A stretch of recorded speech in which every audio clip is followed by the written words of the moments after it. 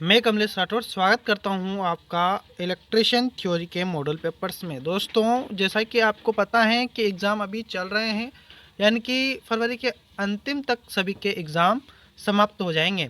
दोस्तों, तो इसलिए आपको रेगुलरली पढ़ाई पर ध्यान देना चाहिए, क्योंकि इस बार एग्ज़ाम जो है वह कंप्यूटर बेस्ड एग्ज़ाम है, यानी कि ऑनलाइन एग्ज़ाम है, जिसमें आपको जो पहले कैसा भी आपको मौका मिल जाता था देखने का, तो वह मौका अब नहीं मिलेगा। तो दोस्तों, आपको जो आपके दिमाग में याद है उसी के अनुसार आपका इस बार मार्कशीट बनने वाली हैं। तो दोस्तों, आपको अच्छी तैयारी करने के लिए हमारे इस चैनल को सब्सक्राइब करना चाहिए, यानी कि आप हमारे इस चैनल को सब्सक्राइब कर लीजिए।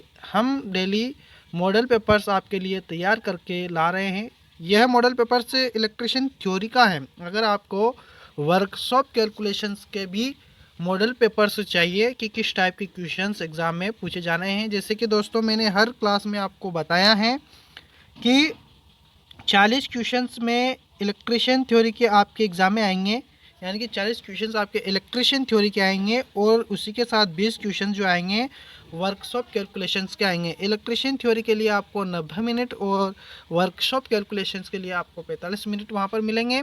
दोस्तों, टोटल क्वेश्चंस आपके 60 क्वेश्चंस आएंगे, जो एक ही साथ एक ही पोर्टल पर खुलेंगे और एक ही साथ आपको यह दोनों पेपर देने हैं।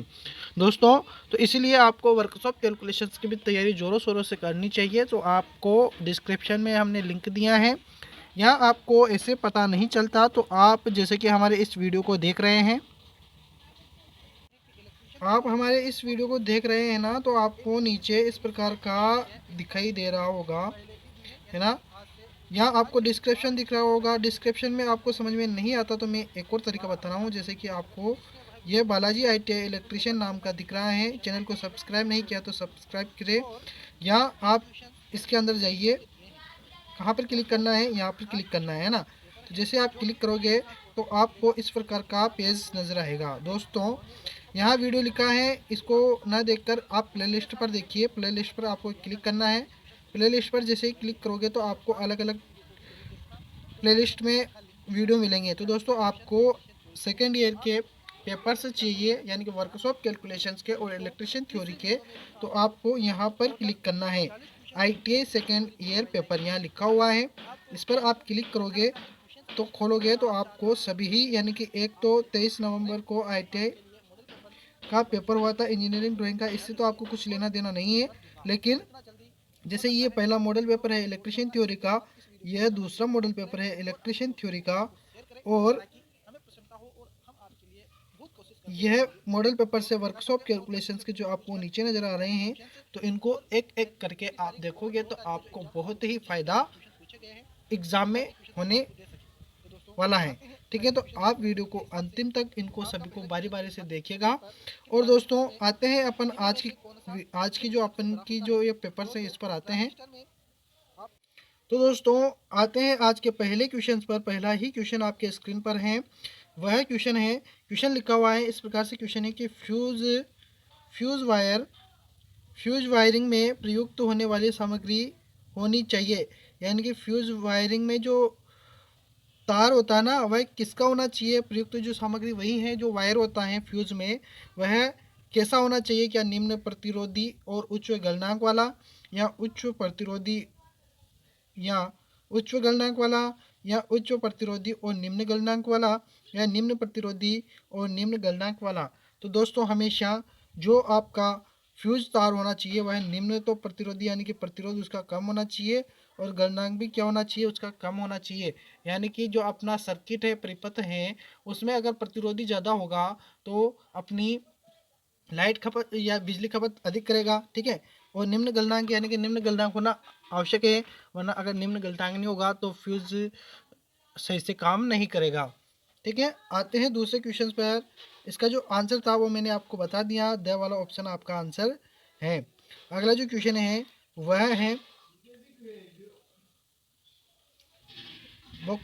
बकोल्स रिले जो होती हैं का आमतौर पर सुरक्षा के लिए प्रयोग किया जाता है। यहाँ पर जाता है, ध्यान रखिएगा, जाता हुआ लिखा है।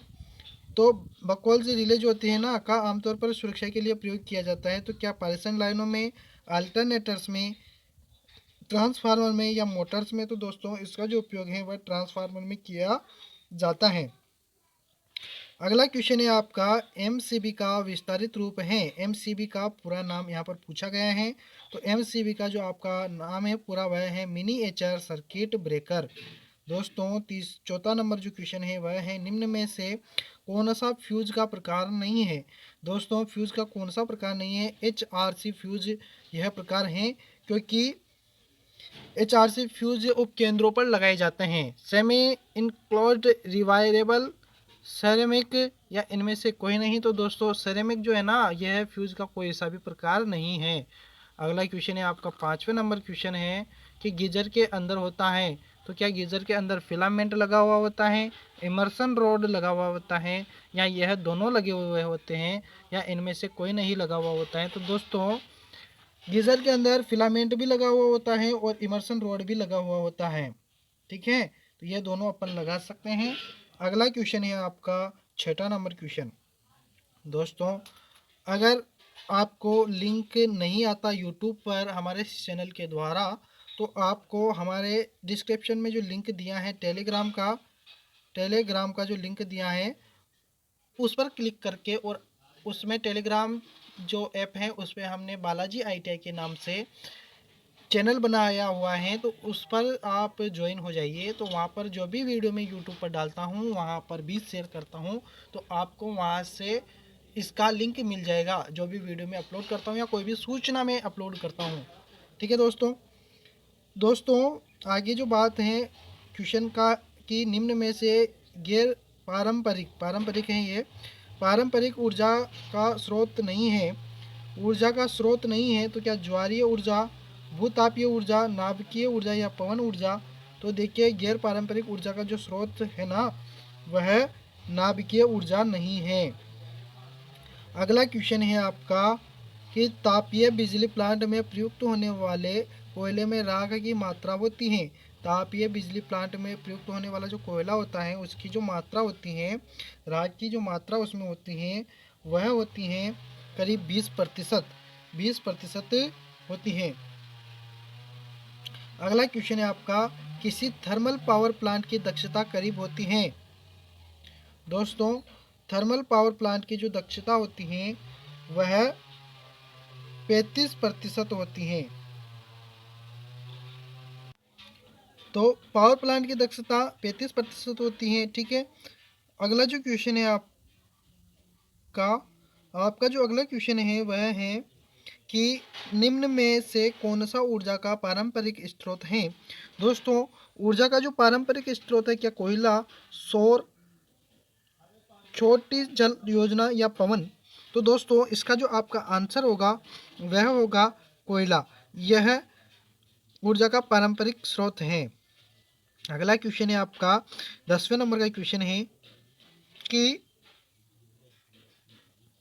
थर्मल पावर प्लांट में कूलिंग टावर का प्रयोग के लिए होता है। थर्मल पावर प्लांट जो होते हैं उनमें कूलिंग टावर का प्रयोग के लिए होता है। किसके लिए होता है? तो क्या कम दबाव के भाप को घनीभूत करने के लिए, घनीभूत भाप ने ठंडा करने के लिए, या घनीभूत होने वाले वाष्प के लिए ठंडे पानी का प्रयोग कंडेंसर में होता है, या बॉयलर के लिए ठंडे पानी की आपूर्ति के लिए? तो दोस्तों इसका जो आपका आंसर होगा ना वह आंसर होगा ऑप्शन कि घनीभूत वाले वाष्प के लिए ठंडे पानी का प्रयोग कंडेंसर में होता है। अगला जो क्वेश्चन है आपका आर्मेचर बना होता है। आर्मेचर दोस्तों आपको पता होगा आर्मेचर यह मैंने बहुत सारी बार बताया है और क्लासों में भी बताया है। जो अपने ऑब्जेक्टिव क्वेश्चंस के अनुसार क्लासों वाइज अपन ने वीडियो बनाए थे उनमें भी बताए हैं। तो आर्मेचर बना होता है सिलिकॉन स्टील का। ठीक है, सिलिकॉन स्टील का आर्मेचर बनाया जाता है। और अगर योक की बात करें, जो बॉडी की योक होती हैं, जो मोटर की बॉडी होती है वह किसकी बनी होती है? तो बड़ी जो बॉडी होती है वह कास्ट स्टील बड़ी बॉडी है ना स्टील, और छोटी जो बॉडी होती है, छोटी मोटरों की जो बॉडियां होती है वह कास्ट आयरन की बनी हुई होती हैं। अगला क्वेश्चन है आपका 12वें नंबर का जो क्वेश्चन है वह है डीसी सीरीज जनरेटर का कुल टर्मिनल वोल्टेज तुल्य होता है। यहाँ पर होता है, ध्यान रखना कुछ टाइपिंग मिस्टेक हो सकती है, उसको मैनेज करिएगा। डीसी सीरीज जनरेटर का जो कुल टर्मिनल वोल्टेज किसके तुल्य होता है, तो यहाँ पर से आपको यह मोस्ट क्वेश्चन है दोस्तों, इसमें से क्वेश्चन अक्सर पूछे जाते हैं, तो ये ध्यान रखना आप। यह जो इसका जो आंसर होगा वह होगा आपका ई माइनस, ये इसको ऐसे लिख सकते हैं अपन, ई माइनस आई, ठीक है। यानी कि विद्युत, ई को बोलेंगे अपन विद्युत वाहक बल, आई को धारा बोलेंगे, और ये आर्मेचर रेजिस्टेंस में से घटाएंगे अपन सीरीज जो वाइंडिंग होती है ना उसका रेजिस्टेंस, ठीक है। तो इस प्रकार से यह आपका आंसर सही रहेगा, है ना। अगला क्वेश्चन है आपका 13वां नंबर क्वेश्चन है पावर ग्रिड के लिए ट्रांसमिशन वोल्टेज को स्टेप अप करने का कार्य निम्न में से कौन सा उपकेंद्र करता है। तो दोस्तों ट्रांसमिशन उपकेंद्र या कलेक्टर उपकेंद्र, कन्वर्टर उपकेंद्र या स्विचिंग उपकेंद्र, तो इसमें से आपका जो आंसर होगा वह होगा कलेक्टर उपकेंद्र। यह वोल्टेज को स्टेप अप करने का कार्य करता है। अगला क्वेश्चन है आपका 14 नंबर क्वेश्चन है किसी किसी जो भवन होते हैं, किसी भवन की छत से 33 किलो वाट पारेषण लाइन की न्यूनतम ऊंचाई होनी चाहिए। 33 किलो वाट की जो लाइनें होती हैं उसकी छत से कितनी ऊंचाई होनी चाहिए, यानी कि कौन सी,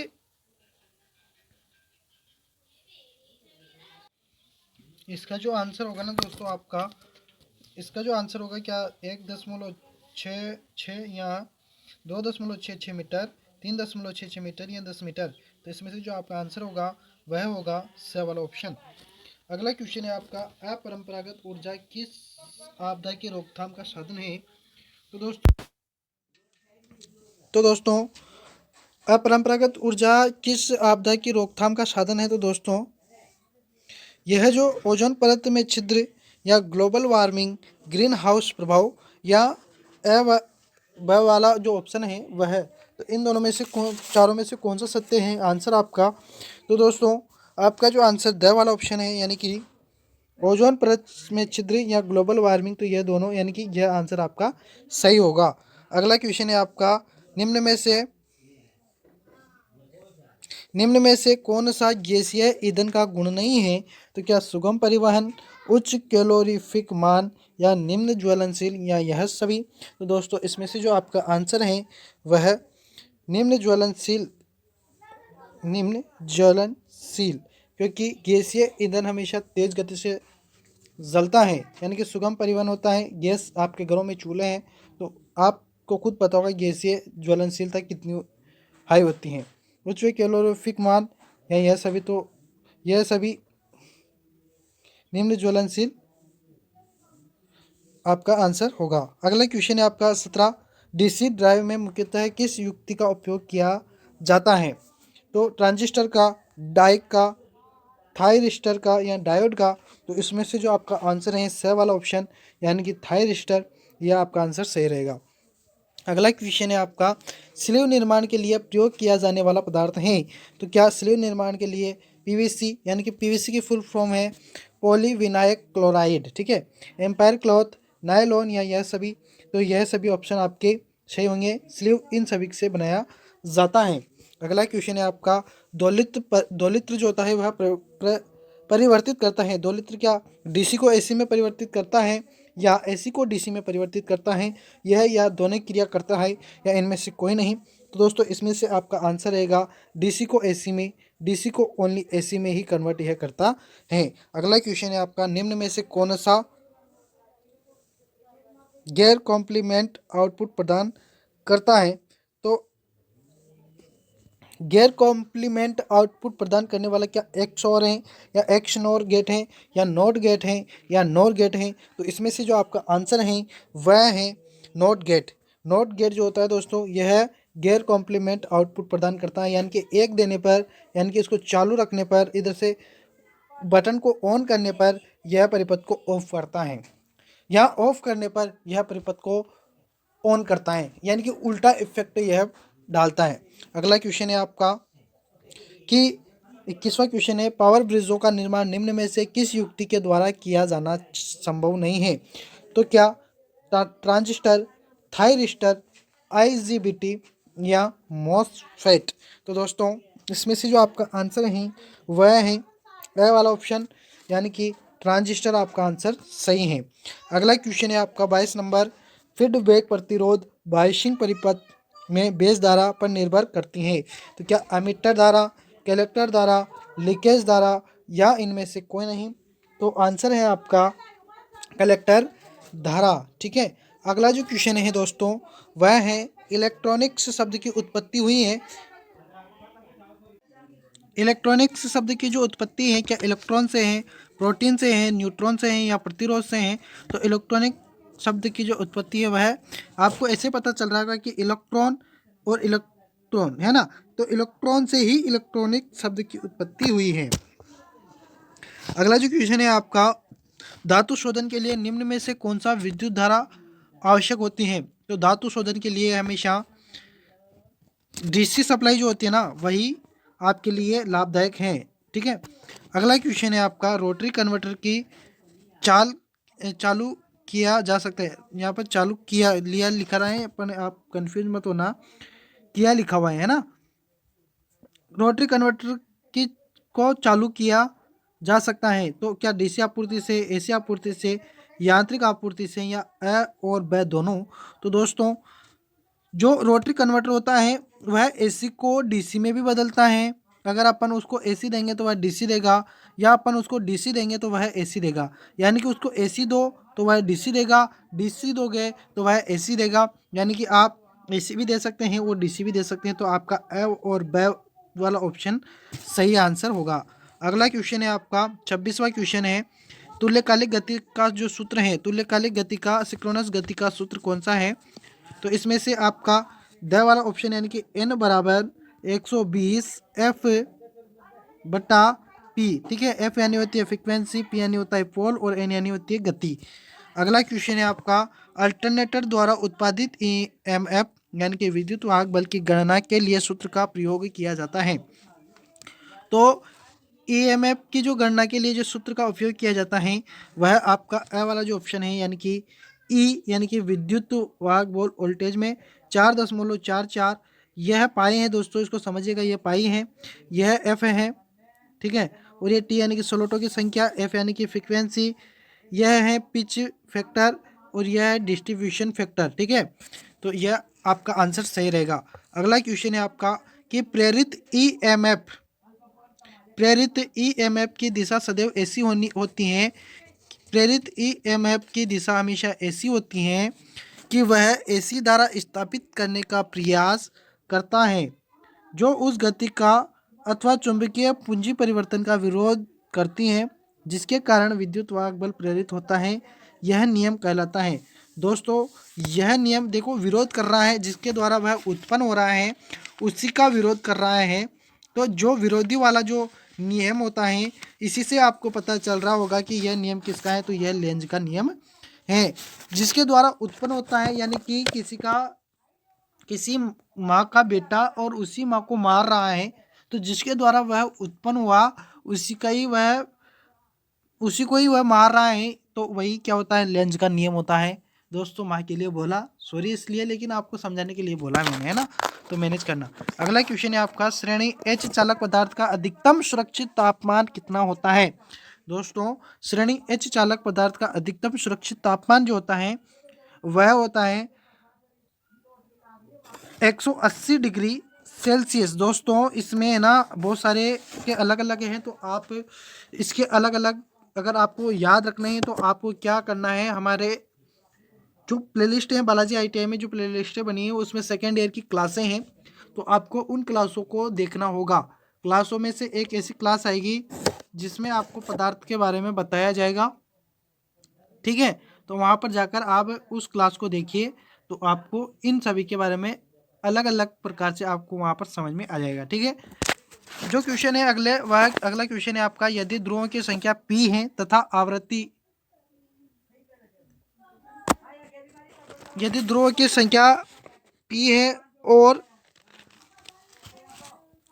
आवृत्ति f, तो सिंक्रोनस चाल ns, यहाँ फ्रीक्वेंसी लिखा होगा दोस्तों, यहाँ आवृत्ति लिखा गया तथा फ्रीक्वेंसी है ना, फ्रीक्वेंसी तो सिंक्रोनस चाल द्वारा दिया जाता है। तो आंसर होगा आपका दोस्तों सिंक्रोनस चाल का इसने सूत्र पूछा है कि सिंक्रोनस चाल को ज्ञात करने का जो फॉर्मूला है वह क्या है। तो दोस्तों इसमें से जो आपका सिंक्रोनस गति का जो फॉर्मूला है वह है NS बराबर 120 F/P। ठीक है। अगला जो क्वेश्चन है आपका 31 नंबर, वह है DC मोटर में बैक EMF के अनुपातिक है। तो बैक EMF के जो अनुपातिक हैं वह होती हैं दोस्तों गति। ठीक है, गति के समानुपाती होता है बैक EMF। जितनी गति, अगर गति को बढ़ाओगे तो बैक EMF बढ़ेगा और गति को कम करेंगे तो बैक EMF बढ़ेगा। दोस्तों अगला क्वेश्चन है आपका डीसी जनरेटर की दक्षता होती है। डीसी जनरेटर की दक्षता हमेशा याद रखिएगा 85% से 95% तक होती है। अगला क्वेश्चन है आपका पैनल बोर्ड में दो अलग अलग अर्थिंग प्रदान करने का क्या कारण है। दोस्तों देखिए, जब भी पैनल बोर्ड लगाते हैं तो उसमें डबल वायरिंग, बहुत सारी जगह डबल वायरिंग अर्थिंग दी जाती है। तो उसको देने का कारण क्या है? तो क्या पैनल बोर्ड धातु के बक्से में बनाया गया है? तो यह कोई कारण नहीं होता। पैनल बोर्ड में स्ट्रेच क्षेत्र को नियंत्रित करें, तो यह भी आपका आंसर सही नहीं है। पैनल बोर्ड में वोल्टेज ड्रॉप को कम करें, यह भी आपका आंसर नहीं है। अन्य विफलता के मामले में एक अर्थिंग सुनिश्चित करें, यानी कि अगर कोई, जैसे कि यह बोर्ड है या कोई युक्ति है, दो अर्थिंग पावर है, अगर यह एक फेल हो जाता है तो दूसरा काम करता है। ठीक है, एक फेल होने पर दूसरा काम करता है, इसलिए डबल अर्थिंग की जाती है।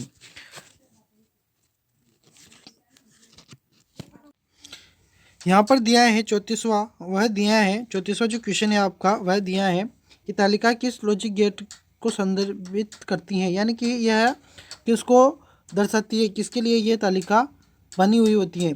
तो दोस्तों or gate, not gate, and gate या नॉर गेट। तो दोस्तों हमेशा आप ध्यान रखिएगा, जैसे कि आपको अगर तालिका देखने की भी कोई ज़रूरत नहीं, अगर यहाँ पर कुछ लिखा हुआ दिया है तो उस पर ध्यान दीजिएगा।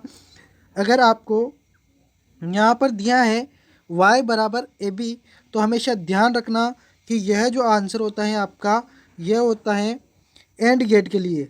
ठीक है, तो इसमें से आपका जो आंसर होगा वह होगा एंड गेट। ठीक है, क्योंकि y बराबर AB इसी में ही होता है। और के लिए भी है, और के लिए आपको ट्रांजिस्टर वाला यूनिट देखना है, वहाँ पर जाकर आप पढ़ सकते हैं। ठीक है, ट्रांजिस्टर के लिए मैंने क्लास पूरी अपलोड की है, वहाँ पर आपको लॉजिक गेट के लिए भी मैंने अलग से दिया है, तो आप लॉजिक गेट को वहाँ पर भी देख सकते हैं, या मैं डिस्क्रिप्शन में आपको लिंक दे दूंगा लॉजिक गेट पढ़ने के लिए, तो आप वहाँ से लॉजिक गेट पढ़ सकते हैं। अगला क्वेश्चन है आपका, वह है क्वेश्चन है आपका 35 नंबर क्वेश्चन है, 35 क्वेश्चन है कि वाइंडिंग वायर गैप को बहुत पास रखने और पिन इंसुलेटर में बहुत टाइट होने का क्या कारण है। यानी कि वाइंडिंग वायर जो होते हैं गैप को बहुत पास रखने, जो गैप होते हैं उनको बहुत पास, और पिन इंसुलेटर में बहुत टाइट होने का कारण क्या है। तो क्या स्पार्किंग से बचे, या हरण से बचे, या ऑक्साइड बनाने से बचे, या वायुमंडलीय दाब से बचे। तो इसमें से जो आपका आंसर है वह है स्पार्किंग से बचने के कारण। ठीक है, इससे स्पार्किंग से बचा जा सकता है। अगला क्वेश्चन है आपका, वह है कि एक लैप वाइंडिंग डीसी मशीन में कंडक्टर की संख्या 100, यहाँ पर 100 है, 100 है ना, और समांतर पथों की जो संख्या है वह 10 है। तो औसत पिच ज्ञात कीजिए। इसमें आपको औसत पिच निकालना है। तो औसत पिच का जो फॉर्मूला है ना दोस्तों, औसत पिच का जो फॉर्मूला है वो हाँ, औसत पिच का जो फॉर्मूला है वह है बराबर चालकों की संख्या है ना, चालकों की संख्या बटा समांतर पथों की संख्या, समांतर पथों की संख्या, ध्यान रखना है पूरा है समांतर पथों की संख्या और ऊपर है चालकों की संख्या। तो चालकों की संख्या यानी कि कंडक्टर की संख्या कितनी दी है, 100 दी है अपन को, बटा समांतर पथों की संख्या दी है अपन को 10। तो इससे 0 से 0 कट जाएगा, बचेगा क्या 10। तो आपका आंसर क्या होगा, 10 आंसर आपका होगा। अगला जो क्वेश्चन है आपका 37 क्वेश्चन, एक इलेक्ट्रिक मोटर की शक्ति निर्धारित करें तो 220 वोल्ट लाइन से 5 एम्पियर लेता है। तो वाट अपन को शक्ति ज्ञात करनी है। ठीक है, शक्ति ज्ञात करनी है तो आपको पावर का यानी कि पी का जो जो सूत्र है वह क्या है, तो वह है P बराबर VI, है ना।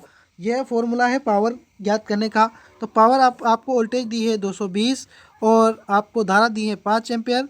दोनों को जब अपन गुणा करेंगे ना तो क्या आ जाएगा, आपका आंसर आ जाएगा, आंसर आएगा आपका 1100, है ना। गुणा कर लेना, आपको इन दोनों को गुणा करना है। तो देखिए आप गुणा कर लेना तो आपके 1100 आंसर आ जाएगा, ठीक है। अगला क्वेश्चन है आपका 38वां क्वेश्चन है, स्टीम टरबाइन में चलने वाली मशीन कौन सी है। चलने वाली क्या, turbo alternator, hydro alternator, gases alternator या सभी। तो स्टीम टरबाइन में चलने वाली जो मशीन है वह है टर्बो अल्टरनेटर, ठीक है। अगला क्वेश्चन है आपका 39 क्वेश्चन, गैस टरबाइन का व्यापक रूप से में प्रयोग होता है। तो गैस टरबाइन का व्यापक रूप से पंपिंग स्टेशन या हवाई जहाज़, लोकोमोटिव या ऑटोमोबाइल। तो यह जो है वह हाईवे जहाज़ में प्रयोग होता है, ठीक है, गैस टरबाइन। अगला क्वेश्चन है आपका पन बिजली पावर स्टेशन का लाभ है। तो पन बिजली पावर स्टेशन का जो लाभ है, या कम संचालन लागत, प्रदूषण की समस्या से मुक्त, या ईंधन धुलाई की कोई समस्या नहीं, या उपरोक्त सभी। तो इसमें से जो आपका आंसर होगा वह आंसर होगा दोस्तों आपका कि उपरोक्त सभी, ठीक है। अब दोस्तों मैं आपसे क्वेश्चन पूछूंगा इसी मॉडल पेपर से, क्योंकि अंतिम में आप हैं तो आपको यहीं से एक क्वेश्चन पूछूंगा, उसका उत्तर मैं नहीं बताऊंगा, उसका आंसर आपको कमेंट में देना है। अगर आपने वीडियो ढंग से देखा है तो आपको वह याद होगा, ठीक है। तो आपका इससे आपका दिमाग भी पता चलेगा कि आपको वह क्वेश्चन याद रहा या नहीं। तो मैं क्वेश्चन आपके लिए लेके आता हूँ। तो दोस्तों आपका जहाज का पहला क्वेश्चन है, यह पहला क्वेश्चन है, डीसी जनरेटर की दक्षता होती है। तो डीसी जनरेटर की कितनी दक्षता होती है, 60 से 80%, 70 से 80%, 85 से 95% या 100%, ठीक है। इसी के साथ एक और क्वेश्चन है, वह क्वेश्चन है दोस्तों, ये 14 नंबर क्वेश्चन, कि किसी भवन की छत 33 यानी कि किलो वाट यानी कि 33 किलोवाट पारेषण लाइन की न्यूनतम ऊंचाई होनी चाहिए। तो कितनी ऊंचाई होनी चाहिए, यह यहाँ से आपको आंसर वहाँ कमेंट में देना है। इससे आपका पता चलेगा कि आपने वीडियो देखा है, और उसी के साथ आपका यह भी पता चलेगा कि आपकी याद करने की क्षमता कैसी है दोस्तों, ठीक है। वीडियो आपने अंतिम तक देखा इसलिए आपको धन्यवाद। और आप उन दो वीडियो को भी देखिए, और आने वाले जो वीडियो हैं जब तक आपके एग्ज़ाम नहीं होते तब तक आप देखते रहिए, आपको बहुत फ़ायदा होगा, ठीक है दोस्तों। मिलते हैं अगले मॉडल पेपर में, और आप वर्कशॉप कैलकुलेशंस के उन मॉडल पेपर्स को भी जरूर देख लेना, बहुत फ़ायदा होगा दोस्तों, ठीक है। धन्यवाद दोस्तों।